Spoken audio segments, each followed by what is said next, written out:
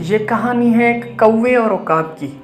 اس کہانی کے آخر میں میں آپ کو ایک ایسی بات بتاؤں گا جو آپ کے سوچنے کے زاویے کو بالکل تبدیل کر دے گی۔ کوا وہ واحد پرندہ ہے جو عقاب کو بھی تنگ کر سکتا ہے۔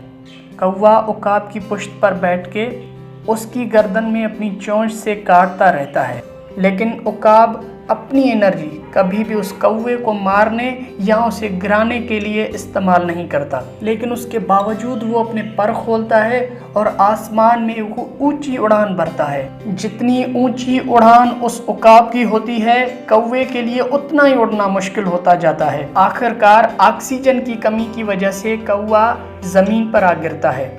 دیکھو یار، اس کہانی کا عام ترین نقطہ یہ ہے کہ آج سے آپ ان لوگوں کی وجہ سے پریشان ہونا چھوڑ دیں جو آپ کی پیٹھ پیچھے باتیں کرتے ہیں۔ آپ کی پرواز کے سامنے آسمان کھلا ہوا ہے، اپنی اڑان کو خدا کے ساتھ اونچا کرتے جائیں تو بہت سی رکاوٹیں خود ہی دور ہوتی جائیں گی۔ اپنی طاقت عقاب کی مانند مثبت کاموں میں صرف کریں۔ اپنی پرواز کی قوت کو جان لیجئے، یہی کامیابی کا راز ہے۔